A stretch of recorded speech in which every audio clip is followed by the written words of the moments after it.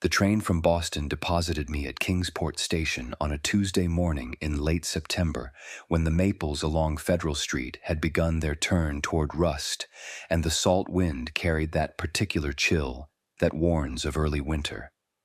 I had come under commission from the Department of Marine Biology at the university, not Miskatonic, though many assume wrongly, to conduct what should have been a routine audit of historical fishing data. The state needed biomass estimates for the new conservation protocols, and Kingsport's records stretched back to colonial times, an unbroken chain of ledgers that no fire, flood, or municipal reorganization had managed to destroy. The harbormaster's office occupied the second floor of a granite building that predated the Revolution, its windows facing the harbor through glass so old it warped the view of the fishing fleet into something dreamlike and uncertain.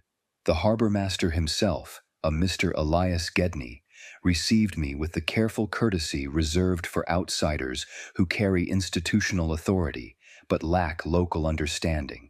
His hands, when he shook mine, bore the calluses of ropework, despite his administrative position, and his eyes held that peculiar distance common to men who watch horizons more than faces. "The records you want," he said, leading me down a narrow staircase that seemed to descend farther than the building's exterior suggested possible, "are kept separate from the regular archives. Town council voted on it in 1892, and the vote stands." The basement room smelled of brine and old paper, with an undertone of something else, something organic and faintly sweet, like tide pools at low water where things have begun to decay in the sun. A single bulb illuminated row upon row of bound ledgers, each spine marked with dates in fading gilt. But what drew my attention immediately was the cabinet at the room's far end, iron-banded oak, secured with a chain that looked absurdly heavy for protecting mere fishing records, and sealed with a town stamp that appeared older than Kingsport's official incorporation. "You'll need to sign this." Gedney produced a liability form written in language that seemed borrowed from maritime law rather than municipal procedure. "The town takes no responsibility for misinterpretations of the historical record." I signed, thinking it merely the peculiarity of small-town bureaucracy. Gedney produced a key from his vest pocket, not from a ring but carried separately, wrapped in oiled cloth, and opened the cabinet with movements that suggested ritual more than routine. The ledgers within were older than I'd expected, the earliest dated 1789, though the paper quality suggested even earlier origins. I pulled the first volume and opened it on the provided reading stand. The initial entries appeared standard: pounds of cod hauled, number of active vessels, crew manifests, gear inventories. The penmanship varied by season as different clerks took their turns at record-keeping. But as I progressed through the pages, entering data into my notebook for later statistical analysis, I began to notice irregularities. Between the columns of routine data, particularly following seasons of poor yields, appeared entries in a different ink, a peculiar greenish-black that seemed to shift color depending on the angle of light. These entries used no English words, only symbols, triangles nested within triangles, bars arranged in patterns that suggested mathematical relationships, dots clustered like constellation maps. Each coded entry preceded, without fail, an immediate and dramatic rebound in catch weights that defied every model of fish population dynamics I knew. I graphed the pattern across 2 decades, then 3, then 5. The correlation held perfect. Catastrophic season, coded entry, miraculous recovery. The numbers were impossible. Cod populations don't triple in a single spawning season. Mackerel schools don't appear in commercially viable numbers 3 months after complete absence. Yet here were the weights, documented and witnessed, signed by harbormaster after harbormaster in an unbroken chain of authority. "Mr. Gedney," I called up the stairs, "I need to cross-reference these with civil records." He appeared at the doorway, his shadow falling across my work in a way that made the coded symbols seem to writhe. "Town hall basement has what you're after. Tell Mrs. Marsh I sent you. She'll know which boxes."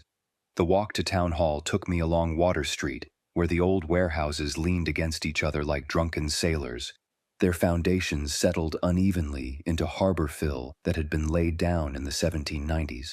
The September sun struggled through clouds that moved too quickly for the wind I could feel at street level. 3 times I passed men in oilskins who stopped their conversations to watch me go by, their faces neutral but their attention sharp as filleting knives. Mrs. Marsh, a woman of indeterminate age whose fingers were stained with decades of handling carbon paper, led me to the town hall basement without question. The space was larger than the building above should have allowed, extending under what must have been the neighboring properties.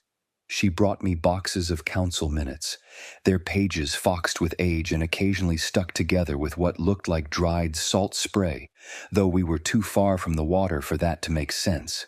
The minutes from collapse years 1807, 1823, 1841, 1869, and so on in a pattern that seemed almost calendrical, contained curious phrases.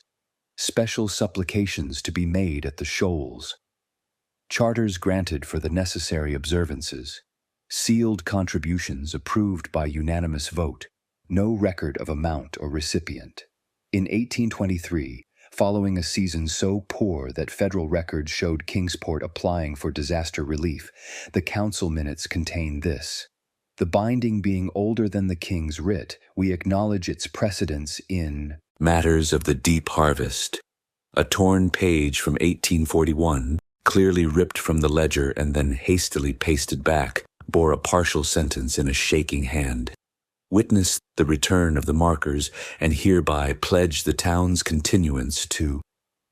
The rest was lost, but the page's reverse showed a water stain in the shape of something with too many angles, as if the spill had been guided by an irregular template.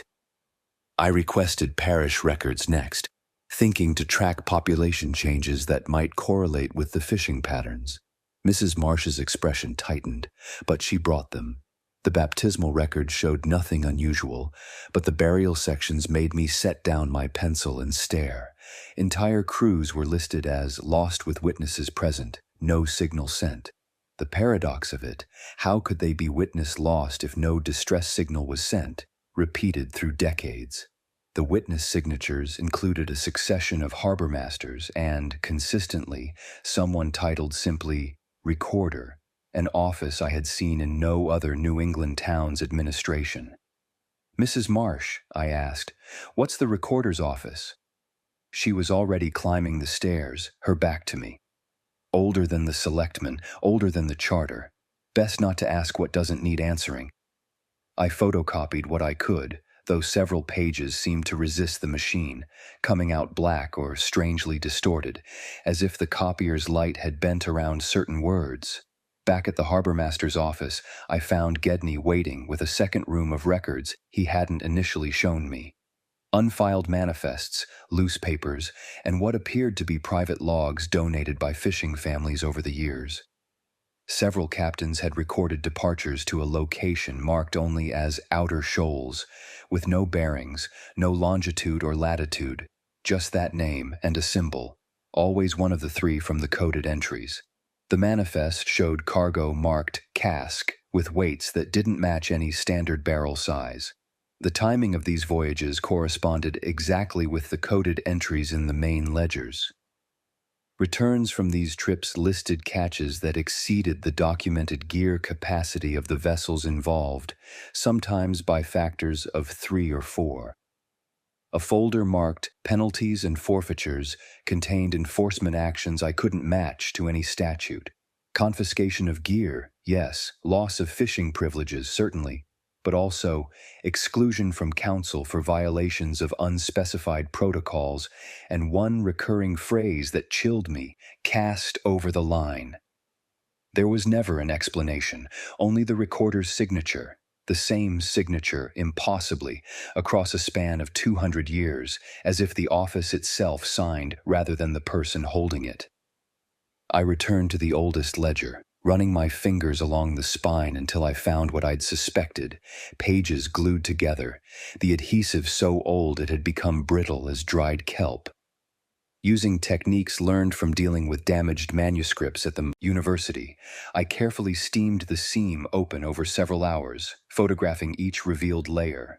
Between the pages lay a scrap of what might have been sailcloth, covered in coordinates written in a numerical system I didn't recognize, not degrees and minutes, but something else. Something that seemed to reference points that didn't exist in three-dimensional space. Below the coordinates, in plain English but in handwriting that seemed to have been carved rather than written. No light, no sound, offerings only. The compact holds until the markers fail. The date was 1811. The following 5 pages showed the highest catch weights in Kingsport's history. I brought the scrap to Gedney. His face went pale as harbor fog. "Where did you find this?" "In the glued pages. The 1811 ledger." He took it from me with both hands as if it were made of glass, folded it twice with precise creases, and placed it in the same pocket where he kept the cabinet key. "You're asking about things that aren't in your commission," he said. "Biological surveys, population estimates, that's what the state wants. The patterns are impossible without understanding the mechanism." "The mechanism," he interrupted, his voice dropping to barely above a whisper, "isn't biological." That evening I took my graphs and notes to a tavern on Federal Street, one of those establishments that predates Prohibition and never quite adjusted to its repeal, where the beer tastes of salt and the whiskey burns with unusual fire. I spread my papers across a corner table and tried to make sense of what I'd found. The mathematical relationships were clear but meaningless. Disaster, intervention, recovery, silence, repeated in cycles that suggested intention rather than nature. A man sat down across from me without invitation. His hands bore the scars of network, and his eyes were the pale gray of winter seas. "Captain Hollis Halvers," he introduced himself, running the dragger Jenny Constant out of Pier 7. "You're the university man asking about markers," he said. It wasn't a question. "I'm studying historical fish populations. You're studying the ledgers." He tapped one of my graphs with a finger that was missing its tip. "And finding what doesn't add." I leaned forward. "What are the outer shoals?" "Not where. When." He finished his beer in one long pull. "And when depends on the compact." "What compact?" He studied me for a long moment, then seemed to reach a decision. "You have university credentials. You can witness and record. That matters to what matters." He stood. "Pier 7 tomorrow, 4 in the morning. Bring waterproofs and a ledger, blank pages, bound, nothing loose. You'll work as tallyman." "I don't understand." "You will, or you won't, and then it won't matter what you understand." He paused at the door. "Don't bring lights, don't bring cameras, just bring the ledger and willingness to write what you see without telling what you write. That's the condition. That night, I contacted my department head, sending a carefully neutral email about extending my stay for previously undocumented data sets requiring first-hand verification. The response came within an hour, unusual for university bureaucracy. "Proceed with discretion. The institution supports primary source validation." The phrasing struck me as odd, as if someone else had dictated the response, someone who knew what I was really asking. I purchased a bound ledger from the stationer's shop on High Street. The elderly proprietor asked what I needed it for. "Tallying," I said. He reached behind the counter and produced a different book, its covers wrapped in waxed canvas. "For maritime tallying, you'll want this. The pages won't run when they get wet." He paused, "and they'll hold ink that shouldn't rightly stay on paper." I paid without asking what he meant. As I walked back to my boarding house, I noticed the tide was wrong, coming in when it should have been going out, or perhaps the other way around. The moon, visible through breaking clouds, seemed to occupy a position that didn't match any tide chart I'd ever read. 3 cats sat along a fence, all watching the harbor, their eyes reflecting light from no source I could identify. At my room, I found my original ledger, the one I'd been using for notes, had changed. The pages I'd filled with data now contained additional entries in my own handwriting, entries I had no memory of making. They described tomorrow's voyage in detail: the weight of casks, the pattern of offerings, the depth of nets, and at the bottom, a single line, witness to the compact signature pending. I spent the remaining hours before departure studying the impossibility of what was happening, cross-referencing the mysterious entries with my data, finding correlations that shouldn't exist but did. The town records going back to 1789 weren't just recording fishing yields, they were documenting something else, something that required witnesses, signatures, and offerings. Something that turned catastrophic seasons into abundant ones through mechanisms that had nothing to do with marine biology. At 3:45 a.m., I stood at Pier 7 with my waterproofs and the canvas-wrapped ledger. The Jenny Constant sat low in the water despite her empty hold. Captain Halvers waited at the rail with 2 other men, their faces shadowed despite the dock lights. "You came," Halvers said. "That's the first signature." "I haven't signed anything." "Haven't you?" He gestured to the ledger in my hands. "Open it." The first page bore my name in handwriting I recognized as my own but couldn't remember producing. Below it, a single word: witness. "Come aboard," Halvers said. "The markers wait on no one, and the tide is already turning toward depths that shouldn't exist." I climbed the ladder, ledger clutched against my chest, and took my position by the winch as directed. Around us, other boats were preparing, their crews moving in the synchronized silence of long practice. No running lights illuminated, no horns sounded. The harbor itself seemed to hold its breath as we prepared to depart toward waters that appeared on no chart. Following protocols older than the country that claimed these shores, carrying offerings for something that had been feeding Kingsport for longer than records dared admit. Halvers started the engine. The sound seemed to come from much deeper than the boat's diesel should have produced, a thrumming that resonated in frequencies that made my teeth ache. 2 other vessels, the Mary Constant and the Elizabeth Sorrow, took positions alongside us without any verbal coordination, their movements predetermined by years of practice. "Mr. Halvers," I called over the engine noise, "what exactly are we—" "You're the tally man," he interrupted. "You write what happens. You weigh what's brought up. You witness what needs witnessing. Everything else is secondary to the recording." As we passed the breakwater, leaving the protection of the harbor, I noticed the water had a quality I'd never seen before. It didn't reflect the stars so much as contain them, as if the ocean had become a secondary sky with its own constellations, its own navigation points that existed below rather than above. "First rule," Halvers said, moving to stand beside me. "No questions once we reach the markers. Questions change things, and changes break the compact. You understand?" I nodded, though understanding seemed like too strong a word for what was happening. "Second rule," he continued. "Everything you write in that ledger becomes true for the town.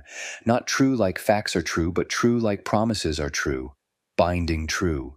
So you write exactly what you see, no interpretation, no editing. The ledger knows when you lie, even to yourself."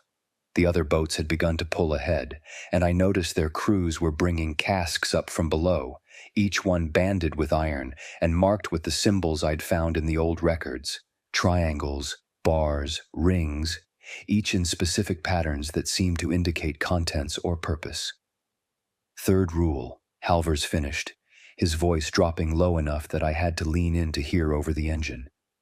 "When we reach the place where the offerings go, you don't look directly into the water. You watch the nets, you watch the scales, you watch your ledger. But you don't look into the water itself. That's for those who've signed the permanent compact, not for witnesses." I wanted to ask what the permanent compact was, who had signed it, what happened to those who looked into the water, but we were beyond the breakwater now, and the rules had taken effect. My throat closed around questions that suddenly seemed dangerous to voice. The stars above us were wrong. Not dramatically. The constellations maintained their shapes, but subtly, as if we'd traveled not just out to sea, but sideways somehow, into a place where astronomical positions had shifted by degrees that shouldn't have been noticeable but were. Halvers checked something that wasn't quite a compass. The needle pointed to no magnetic north but seemed to seek something else, something that moved. He adjusted course to follow it, and the other boats did the same, maintaining their formation without signals. As we traveled, I began to notice that my ledger was growing warm in my hands. Opening it, I found new text appearing as I watched, my handwriting flowing across the page without my pen touching paper. 3 vessels committed to the harvest. 27 casks prepared. The compact holds for another season. The markers rise at the appointed depth. I looked up to find Halvers watching me. "It's begun," he said. "You're connected now. The ledger knows what needs recording, and you're just the hand that holds the pen. Don't fight it. Fighting makes it worse." Ahead, the water had begun to change color. Not the normal shift from coastal brown to offshore blue, but something else, a deep green-black that seemed to pull light into it rather than reflect it. The other boats were already slowing, their engines dropping to idle. Halvers cut ours as well, and suddenly the night was silent except for the sound of water against hulls, though even that seemed muted, as if the sea itself was trying not to wake something. "Stations," Halvers called quietly, and his crew moved to their positions with practiced efficiency. The casks were lined along the rail, their symbols glowing faintly in the darkness, not with any phosphorescence I recognized, but with a cold light that seemed to come from the metal bands themselves. My ledger fell open to a new page, and I watched my hand write without my conscious control. The offerings assembled. The pattern maintains. Triangles for binding, bars for passage, rings for return. The witnesses are present. The depth awaits. Halvers raised his hand and the other captains did the same. For a moment, nothing moved. Not the boats, not the men, not even the sea itself.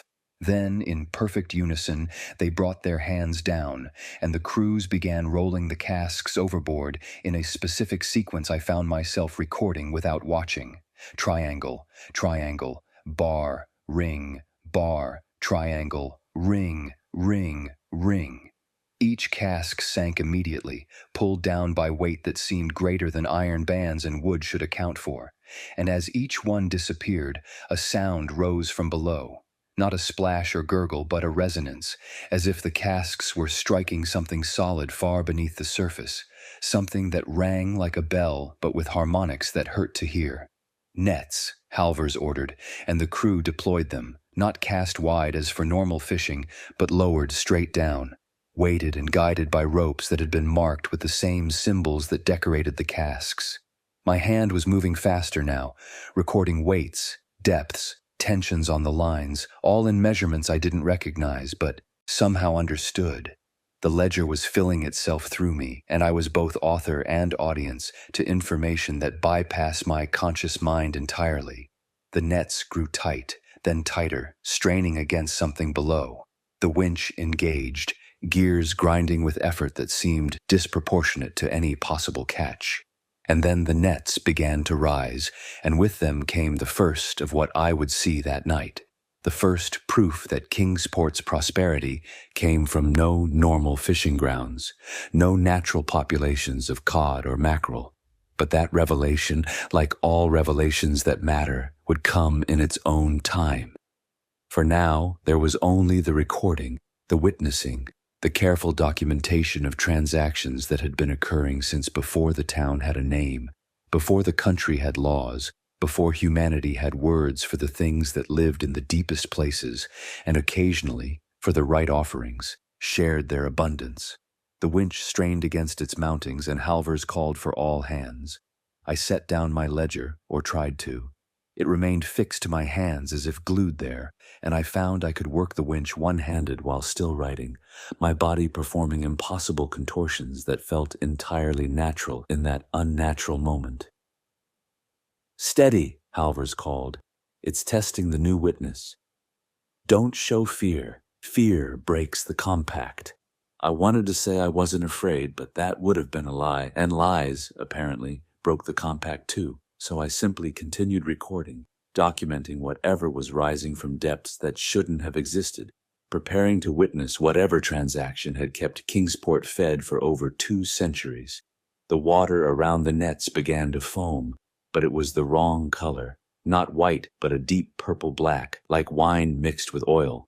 And in that foam, shapes moved that my eyes couldn't quite resolve, that my mind refused to fully process, that my hand nevertheless described in perfect detail in the ledger that had become both my burden and my purpose. "Here it comes," Halvor said unnecessarily. And it did. The net broke the surface with its impossible cargo. Not cod, though cod was there, mixed among shapes that had no names in any taxonomy I'd studied. Fish with banded plates where eyes should have been, their skulls ridged in patterns that matched exactly the symbols carved into the casks. Others showed gill slits arranged in 7s and 9s, numbers that shouldn't occur in vertebrate anatomy. The crew sorted them without comment, their hands knowing by touch which went to market barrels and which went to the specially marked containers that would never see a public dock. My hand recorded it all: weights, counts, anatomical anomalies that would have earned publication in any journal if anyone would have believed them. The ledger grew heavier with each entry, as if the ink added more than its physical mass to the pages. Periodically, I found myself writing in the symbolic code I'd seen in the historical records, my hand forming triangles and bars with perfect precision, though I'd never learned their meaning. The second net arrived bearing something that wasn't catch at all, a stone tablet, rectangular, perhaps 3 feet by 2, covered in the same symbols but arranged in what looked like mathematical proofs or astronomical calculations. The net had snagged it near the weights, and as the crew untangled it, careful not to let metal tools scrape its surface, I noticed the stone wasn't wet. Despite having risen from depth that should have soaked it thoroughly, the tablet remained dry as bones left in desert sun.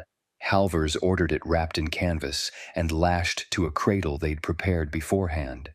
The preparation troubled me more than the artifact itself. They'd known something like this would surface, had brought specific equipment to handle it. "Third net," Halvors called, and the winch engaged again. This time the weight was different, heavier but with an inconsistent drag that made the boat list unpredictably. When the net finally surfaced, I understood why.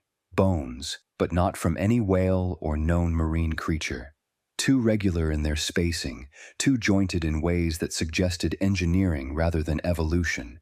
The crew cut them free with the same practiced efficiency they'd shown with the fish, sectioning them into lengths that would fit in the brine casks marked with ring symbols. Dawn crept across the water, though the light seemed reluctant, seeping rather than breaking across the horizon. 2 more vessels had joined us during the night. I hadn't heard their engines or seen their approach, but there they were, taking predetermined positions along what I gradually recognized as a circle, ourselves merely 1 point on its circumference.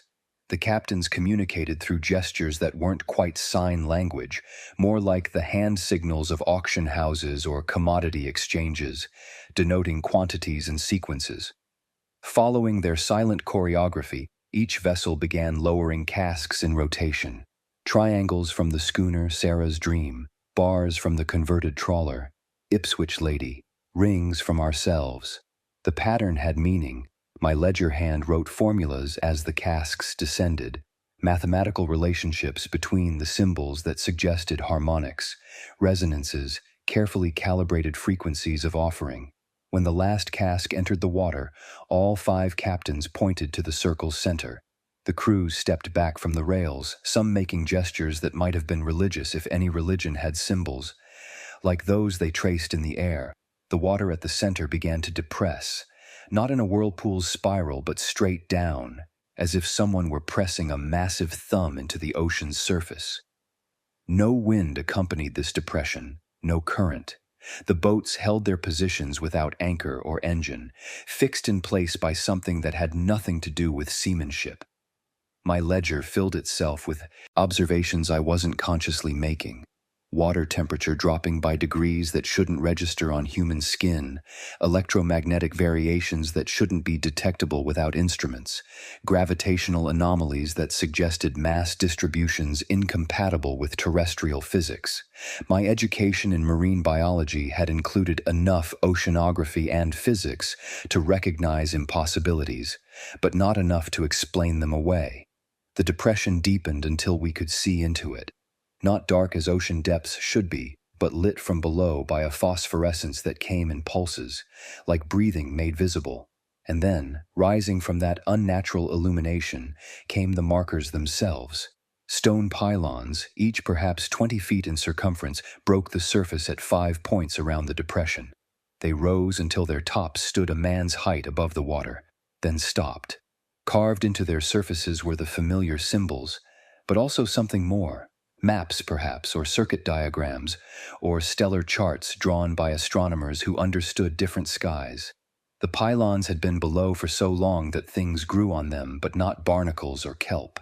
These growths pulsed with their own light, responded to our presence with color changes that suggested awareness. Each captain aligned his vessel's bow to a specific pylon, guided by knowledge I didn't possess. Halvers brought us close enough that I could see details in the carving. See how the triangles weren't merely symbols, but cross-sections of three-dimensional objects that couldn't quite exist in our space.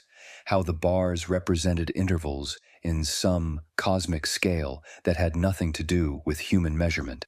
"Drop hooks," Halvers ordered. But not anchors, specialized equipment that looked like grapnels crossed with tuning forks, each one wrapped in the same canvas that protected the tablet. The hooks descended along the pylons' faces, and when they reached predetermined depths my ledger recorded without my measuring, they caught on hidden purchases. The crews hauled, and with the hooks came stone chests, rectangular boxes with fitted lids that had remained watertight despite centuries of submersion. Each chest bore the triangle device and a tally mark in bars that designated, according to my involuntary writing, the year of their sinking. The recorder appeared on our deck. I hadn't seen him board, hadn't noticed his approach, but there he stood in a coat that belonged to no modern era, carrying a ring of keys that looked more like tuning forks than any lock openers I knew. The man himself was simultaneously young and ancient, his face unlined but his eyes carrying the weight of centuries. When he looked at me, I felt the ledger pulse in my hands like a living thing. "New witness," he said, his voice carrying despite speaking barely above a whisper. "The cycle accepts you." He moved from chest to chest, checking seals with those impossible keys, not opening them but somehow reading their contents through vibrations or resonances only he could interpret. At each chest, he directed the crews. "Warehouse 2. The deep storage. Harbor master's keeping. Return to the depths. Not yet ready." Some chests went back over the side immediately. Others were opened with wooden wedges. Never metal, I noticed, never anything that could spark. Inside were more tablets, bones jointed in arrangements that suggested machinery rather than anatomy, and metallic plates covered in the coded writing that my hand continued to transcribe without my understanding. A sixth vessel appeared on the horizon, approaching fast with none of the careful ritual the others had shown.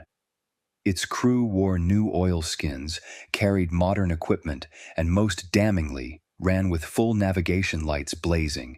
They tried to muscle into our circle, their captain shouting about salvage rights and maritime law through a bullhorn that seemed obscenely loud in the careful quiet we'd maintained. The recorder watched them for a moment, then shook his head. "Lamps out," he said quietly, but somehow every captain heard him. The intruder ignored the warning, gunning their engine to cut between us and our designated pylon. The markers responded, not violently, but with a vibration that ran through every hull, a frequency that made my teeth ache and my vision blur. The new boat's engines sputtered, their lights flickered, and their forward momentum simply ceased, as if the water around them had become solid. Our crews threw lines, not to help but to tangle their props, to prevent them from moving closer to the markers. The intruding captain screamed about lawsuits and Coast Guard reports, but his words seemed to die just feet from his mouth, swallowed by the strange acoustics of the marked circle. Exclusion, the recorder announced, and made a note in his own ledger, not like mine, but something that looked more like a judicial record, a list of violations and penalties that stretched back to the town's founding. The pylons pulsed once, and the intruding vessel found itself pushed, not by current or wind, but by space itself seeming to reject their presence, outside our circle. They could circle our perimeter, but not enter, their boat sliding off the boundary like oil on water whenever they tried to cross. The recorder returned his attention to us. "Deep pull," he announced. "All vessels, maximum harvest. The markers show favor." Every winch engaged at once, nets descending not to normal fishing depths but far beyond, to places where pressure should have crushed the gear, where no light should have penetrated. My ledger hand wrote depths in measurements that hurt to contemplate. Not fathoms, but intervals that suggested the ocean here extended into dimensions our charts couldn't map. The strain on the equipment was visible, cables stretched to their limits, winches smoking with effort, the boats themselves groaning as if the catches were pulling us down, toward spaces where human vessels weren't meant to go. But the gear held, reinforced by techniques that had nothing to do with modern engineering. Salt circles on the deck, symbols chalked on the winch housings, words spoken by the crews in languages that predated any I'd studied. What came up in those nets defied classification. Yes, there were fish, cod and mackerel in quantities that would have satisfied any normal voyage, but wrapped among them were things that shouldn't exist in our ocean, or perhaps any ocean that followed terrestrial physics. Creatures with geometries that hurt to perceive directly, whose bodies seemed to exist partially in our space and partially elsewhere. The crews handled them with tools I hadn't noticed before, poles marked with symbols, nets within nets that contained not just flesh, but whatever energy these things carried with them. One net brought up something that wasn't alive at all, or at least not alive in any way biology recognized. A mechanical assembly of those jointed bones and metal plates, arranged in a configuration that suggested purpose without revealing function. It moved, not with life, but with stored energy. Components shifting through patterns that reminded me of clockwork if clockwork could exist in 11 dimensions simultaneously. The recorder supervised its disassembly personally, directing the crew through a sequence that seemed more like defusing a bomb than taking apart machinery. Each component was wrapped separately, stored in specific containers, labeled with codes that my ledger translated into storage instructions I couldn't consciously read but somehow understood. "Final pull," the recorder announced as the sun reached its zenith, though the light seemed wrong for noon, too angular, coming from directions that didn't match the sun's position. All 5 vessels lowered their nets one more time, not separately but linked, creating a single massive trawl that required coordination between the boats to maintain. The pylons pulsed in rhythm with our winches, and I realized they weren't just markers. They were components in some vast machine, and we were part of its operation. The resistance was immediate and tremendous. Every boat listed toward the center, pulled by weight that seemed impossible. The engines roared to maintain position, and still we were dragged closer to the depression. My ledger filled with warnings, calculations of stress and strain, estimates of failure points that grew more urgent with each entry. Then the water in the center began to rise, not in a wave but in a column, perfectly cylindrical, rising until it stood level with the pylon tops. And within that column, visible through water that had become transparent as glass, was a structure, architecture that had never seen sunlight, built according to principles that predated human engineering by eons.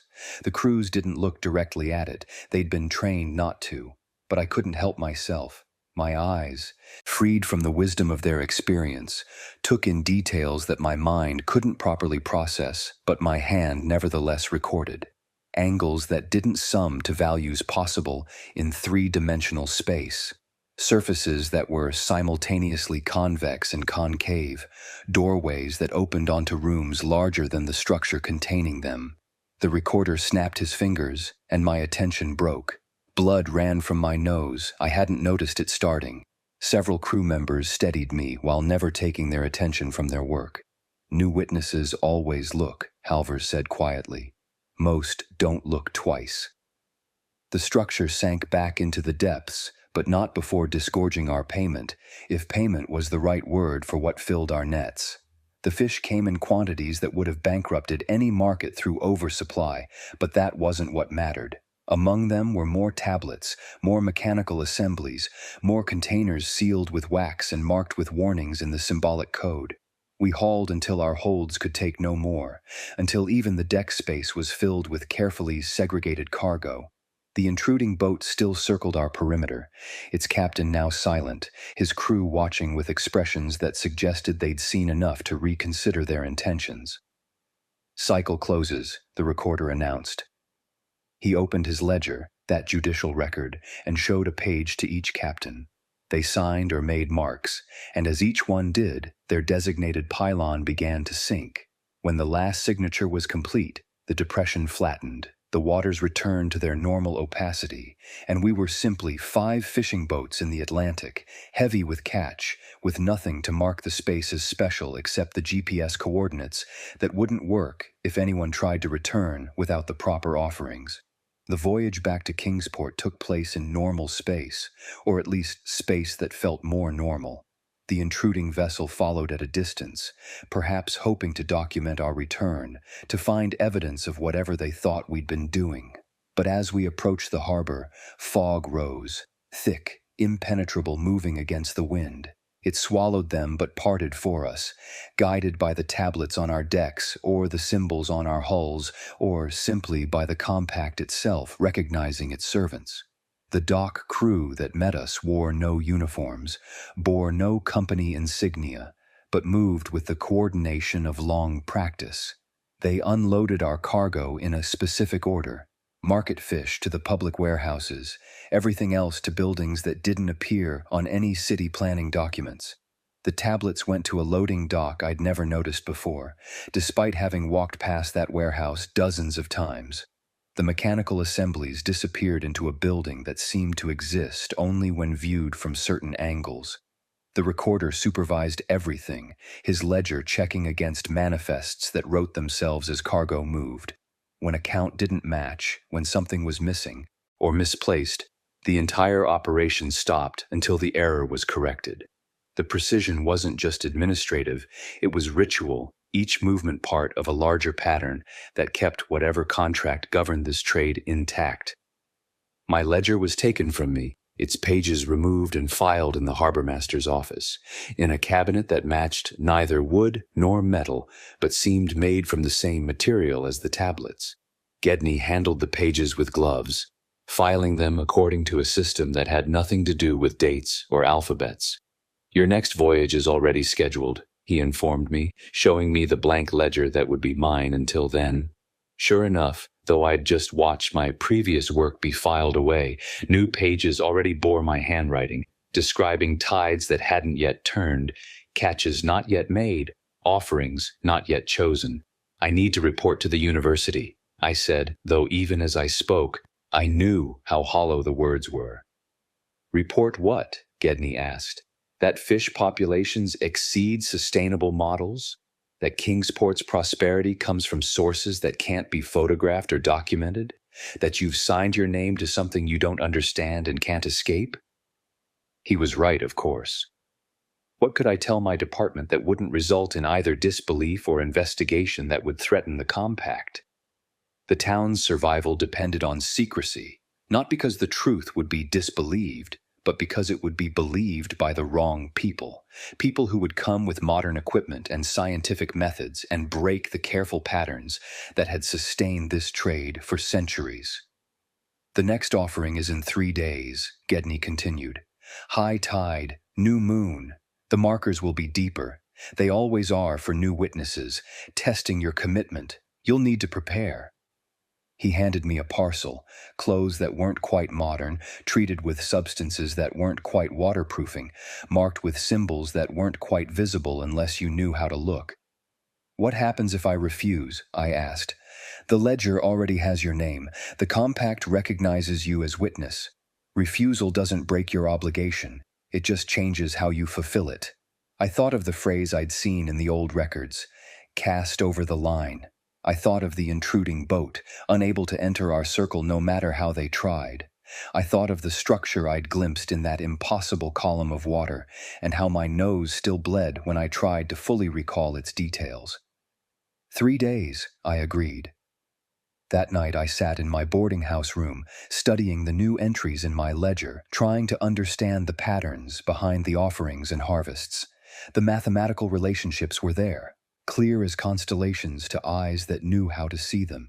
Each symbol corresponded to something, not just types of offerings, but states of being, phases of existence that had no names in human language. Outside, Kingsport went about its evening. Routines. Fishermen mended nets in ways that incorporated the ancient symbols without seeming to. Children played games whose rules echoed the patterns of the compact. Even the church bells rang in intervals that matched the pulse of the pylons, though no one consciously noticed. The town was alive with the compact, had been for so long that it was no longer possible to separate what was human tradition and what was obligation to the things that lived beneath the markers. Every successful season, every full net, every family that didn't starve during the lean years, all of it was owed to the transactions I'd witnessed. I understood now why the records had been kept so meticulously, why every offering and harvest had been documented. It wasn't just accounting, it was proof of service, evidence that the compact continued, that humanity still remembered its obligations to powers that had been ancient before our ancestors learned to farm or write or dream of cities. Tomorrow would bring preparation for the next voyage. I would need to learn the deeper protocols, the ones not written even in code, the ones passed from witness to witness in whispers and demonstrations. But tonight I sat with my ledger, watching new words appear in my hand, and wondered what I was becoming. Historian, accountant, or priest to something that had no name and needed none. Something that fed Kingsport and in return asked only for recognition, for offering, for the careful maintenance of patterns that kept our world and theirs in profitable alignment. The fog pressed against my window, and in its depths I thought I saw the angular geometry of the pylons, rising not from water but from the fundament of reality itself, marking boundaries that should never be crossed but always were, on schedule, with proper payment, according to terms that preceded any law we'd written and would outlast any civilization we might build. My ledger grew warm in my hands, and new words began to form. The next voyage was beginning to write itself, and I was both its author and its subject, witness to the compact that made Kingsport prosper, and prisoner to the knowledge that prosperity always came with prices that couldn't be calculated in any currency the modern world would recognize. The 3 days passed in preparations that felt more like religious observances than maritime planning. Gedney introduced me to the deep protocols, not the surface rules about silence and sequences, but the older patterns that governed how a witness moved through the compact's requirements. In a room beneath the harbormaster's office, accessed through a door that appeared only when approached from the correct angle, he showed me charts that mapped not ocean depths, but probability currents, tidal forces that existed in more than 3 dimensions. Navigation routes that folded back on themselves, yet somehow led forward. The walls bore photographs dating back to the earliest daguerreotypes, each showing a witness standing beside catches that shouldn't exist, fish with geometries that hurt to examine closely, stone artifacts that cast shadows in directions light shouldn't bend, mechanical assemblages of bone and metal that seemed to move slightly between frames despite being still images. My predecessor's photo hung at the end, a woman whose eyes held the same exhaustion I now felt, whose hands clutched a ledger identical to mine, whose fate was written in the town records as transferred to permanent staff, a euphemism I was beginning to understand. That morning, 5 vessels assembled without being called. The fog that had persisted since our last return finally lifted, revealing water that moved wrong, too still in places where wind should have raised chop, too rough where the harbor's protection should have brought calm. The Jenny Constant waited at her berth, her crew already aboard, their movements synchronized by practice that transcended individual memory and seemed written into the town's collective consciousness. This time, I noticed details that had escaped me before. Each crew member wore something, a ring, a pendant, a scar, that bore the triangular mark. Halvers's own mark was worked into the leather of his belt, so worn it seemed part of the material itself rather than decoration. The deck bore chalk markings at specific points, not random but precisely measured, creating a pattern that echoed the arrangement of the pylons we would soon encounter. The casks had been loaded during the night by dock workers I never saw. 27 again, but heavier this time, their iron bands inscribed with additional symbols that made my eyes water when I tried to focus on them directly. Some leaked a fluid that wasn't quite oil, leaving stains on the deck that formed patterns too regular to be accidental spillage. We departed at the tide's turning, that moment when water hesitates between in and out, when the ocean holds its breath. No signals coordinated our movement, but all 5 vessels backed from their berths simultaneously, turned in perfect formation, and headed for the harbor mouth. The intruding boats from our last voyage sat moored under guard, their crews visible on deck but unable to leave, held by some town ordinance that predated any law on the books. Halvers steered by the strange compass that sought something other than north. Today I could see what it tracked. A pulse in the water itself, a rhythm that matched the beating of my own heart, or perhaps had forced my heart to match it. The other captains followed the same pulse, their vessels maintaining formation without communication, guided by the compact itself toward waters that existed only when properly approached. The journey out took longer this time, or perhaps time itself stretched, making minutes feel like hours, while simultaneously compressing hours into heartbeats. The sun tracked across the sky in jerks rather than smooth motion, and several times I caught it moving backward, rewinding moments we'd already lived. My ledger recorded it all, noting temporal inconsistencies with the same bland precision it recorded catch weights. When we reached the position, not a location but a state, a condition of being rather than coordinates, the water had already begun to change. The green-black color I remembered from before, but now shot through with veins of phosphorescence that pulsed in patterns matching the symbols on the casks. The other vessels took their positions without needing to search for them, each bow aligned to invisible markers that existed below perception, but not below knowledge.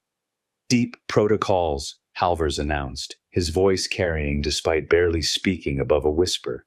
The crew began a sequence I hadn't witnessed before, not just positioning casks, but arranging them in specific patterns on deck, creating geometric figures that shouldn't have been possible with physical objects, triangles whose angles summed to more than 180 degrees, circles that were somehow square at their edges, rings that passed through themselves without breaking.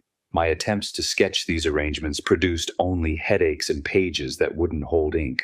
The recorder materialized, not arrived, materialized, standing at the center of our impossible arrangement. Today he wore robes that belonged to no tradition I recognized, covered in the symbolic writing that seemed to crawl and shift when observed peripherally. His ledger was open, and I could see that its pages extended far deeper into the binding than the book's thickness should have allowed. "New Moon Witness," he said, and the words carried weight that made the deck creak. "The deep shoals recognize your preliminary service. Tonight determines permanent appointment." He gestured, and all 5 crews began the offering sequence. But instead of rolling casks overboard, they opened them, revealing contents that shouldn't have fit inside. One held what looked like compressed starlight, another contained angles. Not objects with angles, but the concept of angularity itself, somehow made physical and stored. A third released a sound that existed as a visible entity, serpentine and seeking, until the recorder spoke a word that sent it diving overboard. Each opened cask changed the water around us. The green-black darkened to something beyond color, a visual sensation that had no name because human eyes weren't meant to perceive it. The phosphorescent veins brightened and began to form patterns. Not random biological glowing, but deliberate communication. Messages in the symbolic code that my ledger translated faster than my hand could write. The pylons rose, but not as before. This time they emerged slowly, deliberately, water streaming off surfaces that were dry before they broke through. The growths on their sides opened like eyes, were eyes, I realized, or at least organs that served the same function for whatever watched from Below, they examined us, and under their scrutiny, several crew members bled from their noses or ears, their bodies rejecting the attention of intelligences that existed outside our evolutionary framework.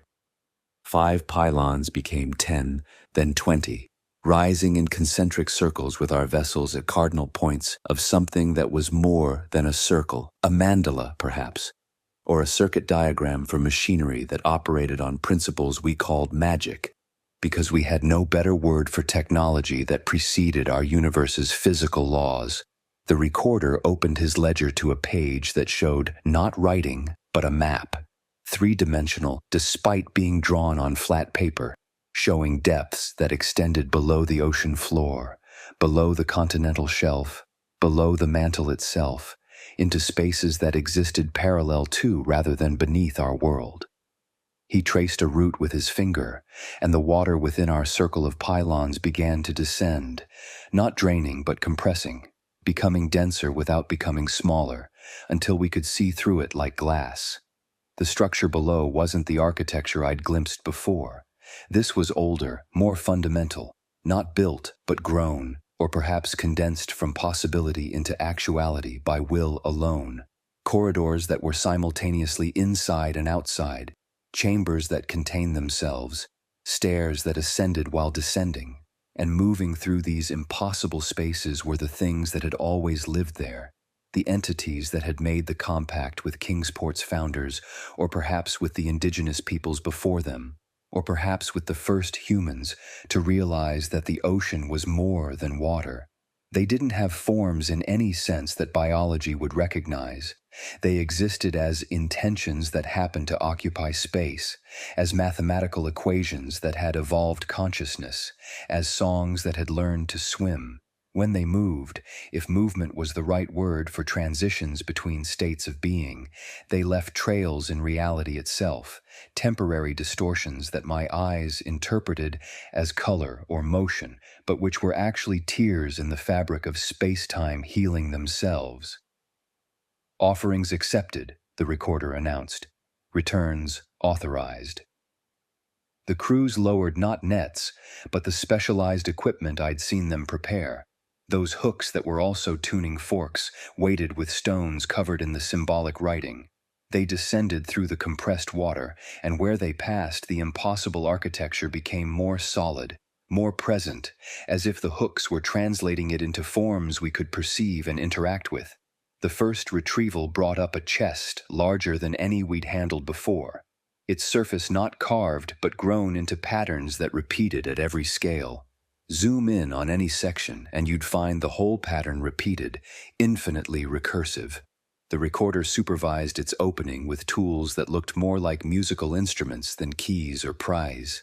Inside were tablets that weren't stone but crystallized information, each one containing not writing but direct knowledge that would download into anyone who touched them with proper preparation. I was instructed to catalog them without touching, using wooden tongs to manipulate each tablet while recording identifying marks that existed more as sensations than visual symbols. Several bore what the recorder called navigation matrices, instructions for traveling not through space, but through the probability currents that connected all possible oceans across all possible worlds. Others contained what he termed biological templates, blueprints for life forms that could exist in our waters if properly cultivated. things that would feed Kingsport for generations if the compact held. The second retrieval brought bones, but articulated into a complete skeleton of something that had never lived as we understood life. The bones were metal, not metal-covered, but actually metallic, grown rather than forged, with joint structures that allowed for movement in more than 3 dimensions. When assembled, and the crew knew instinctively how to assemble it, the skeleton stood 12 feet tall but cast a shadow only 6 feet long, and the shadow moved independently of our sun's position. Permanent collection, the recorder noted, and the skeleton was wrapped in canvas that had been soaked in the same fluid that leaked from the casks. More retrievals followed, mechanical devices that were also organisms, texts written in water that held their shape when lifted from the ocean. A bottled storm that wasn't a metaphor but an actual weather system compressed into a space the size of a mason jar. Seeds that would grow into plants that photosynthesized darkness instead of light. A clock that measured intervals between possibilities rather than moments. Each item was cataloged, assigned a destination, marked with the appropriate symbols. The work was exhausting not physically but ontologically, each retrieved object requiring us to expand our understanding of what could exist, forcing our minds to accommodate realities that human consciousness wasn't evolved to process. Then the 6th vessel returned, not alone but with 2 others, approaching fast with modern engines roaring. They'd acquired weapons, harpoon guns, rifles, equipment for forcing their way into our circle. The recorder watched their approach without concern. "They believe in piracy," he said calmly. "Let them learn why the compact exists." The intruders reached our perimeter and immediately opened fire, not at us but at the pylons themselves, perhaps thinking to destroy what they couldn't understand.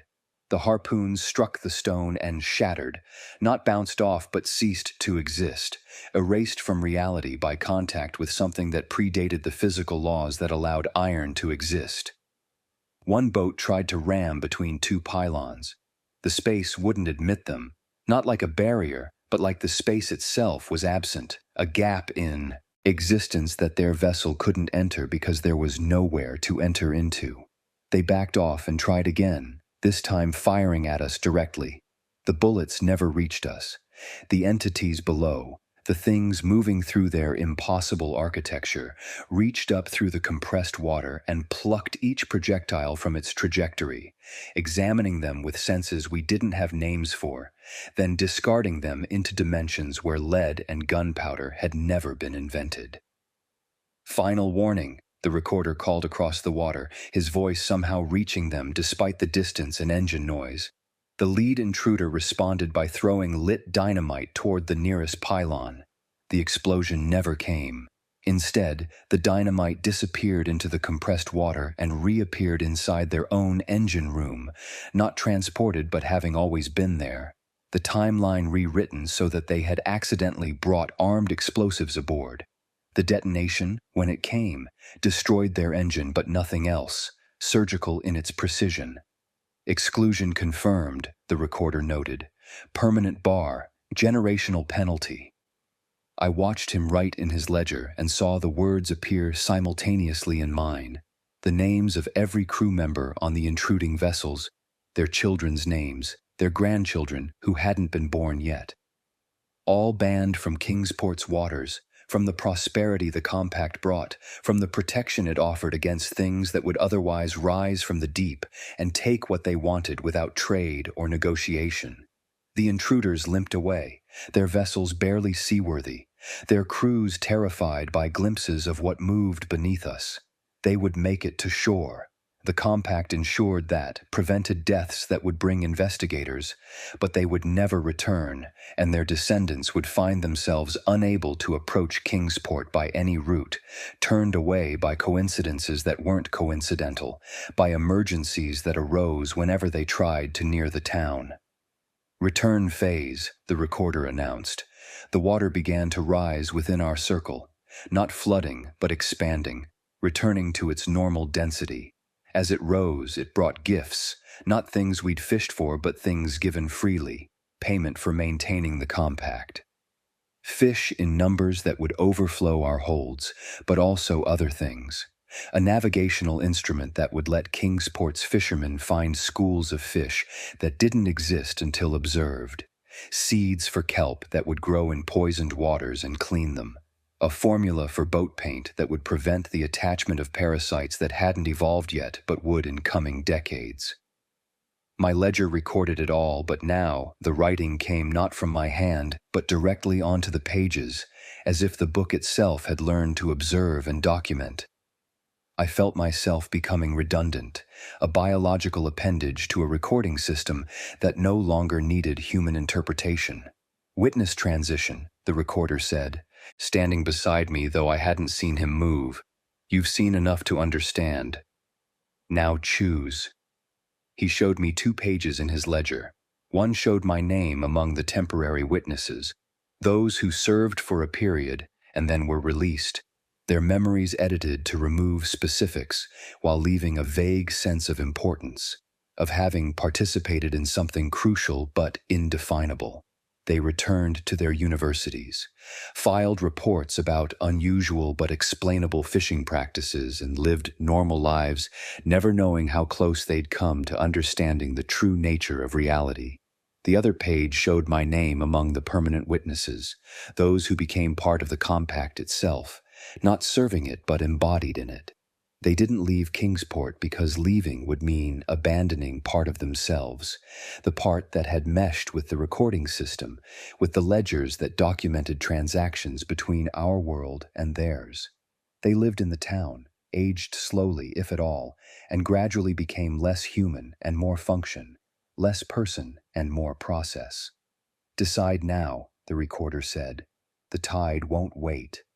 I looked at the pylons, still risen around us, their surfaces covered in eyes that watched with patient intelligence.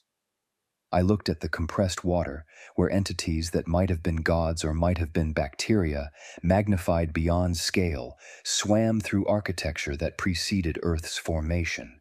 I looked at my ledger, where words continued to appear without my writing them, documenting transactions I was no longer conscious of observing. The choice should have been difficult. Return to ignorance or embrace incomprehensible knowledge. Remain human or become something else. But standing there, surrounded by the impossible made manifest, feeling the weight of the compact settling into my bones like calcium deposits, I realized the choice had been made the moment I'd signed that first liability form in Gedney's office. "Permanent witness," I said, and my voice sounded strange, as if it was coming from the ledger rather than my throat. The recorder smiled, an expression that involved more than just his face, that seemed to include the pylons, the water, the entities below. He made a mark in his ledger, and I felt it burn into my consciousness like a brand made of information rather than heat. "Then we descend," he said. The deck beneath my feet became permeable, not weak or broken, but selectively solid, allowing me to sink through it while supporting everyone else. I descended through the hull, through the compressed water, into the architecture below. The transition should have drowned me, but drowning required lungs that needed air, and I discovered I'd stopped breathing minutes or hours or years ago. The city, because it was a city, had always been a city, would always be a city, welcomed me with sensations that weren't quite sights or sounds, but something synesthetic, information delivered directly to consciousness, without the mediation of sensory organs. Streets that were also theorems, buildings that were also songs, inhabitants that were also concepts given form and purpose. The recorder led me through corridors that folded back on themselves, past chambers where entities conducted transactions that made our fish for offerings trade seem simple as breathing. This was the real economy, the exchange of possibilities between dimensions, the careful maintenance of boundaries that kept incompatible realities from colliding catastrophically. We reached a chamber that existed at the city's heart, or perhaps was the heart, or perhaps was what hearts were modeled after by some cosmic designer who'd needed a pump for circulating probability through space-time. The walls were lined with ledgers, millions of them, each documenting different aspects of the compact, different trades and agreements and penalties and rewards. "Your station," the recorder said, gesturing to a desk that looked exactly like the one in my university office, if my university office existed in 11 dimensions and was made from crystallized time.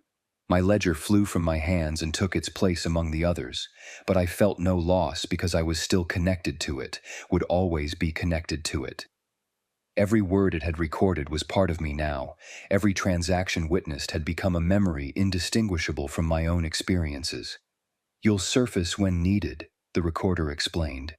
"Sometimes to witness specific trades, sometimes to recruit new witnesses when the old ones transition fully.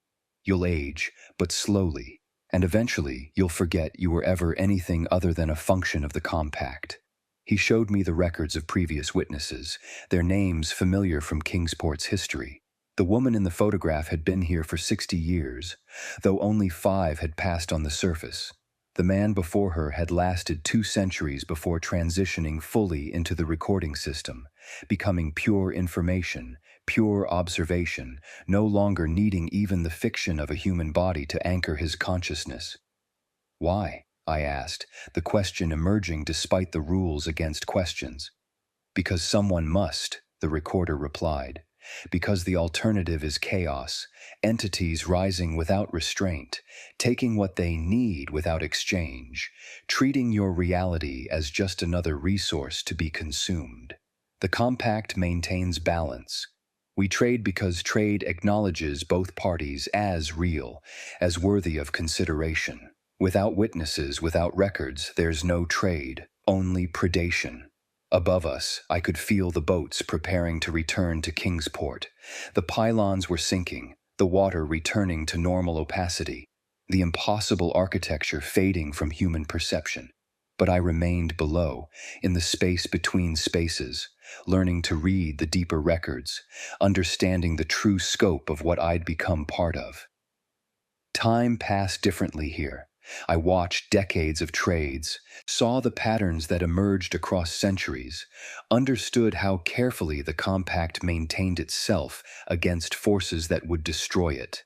Not just human greed or ignorance, but entropy itself, the tendency of all systems to decay toward chaos. When I finally surfaced, days or years later, I stood on the dock at Kingsport with no memory of returning, holding a ledger full of transactions I didn't remember witnessing. Gedney met me, his face showing no surprise at my changed appearance, the slight translucency of my skin, the way my shadow fell in too many directions, the fact that my reflection in windows showed me still standing in that impossible city below. "The next voyage is scheduled," he said, as if we'd last spoken moments ago.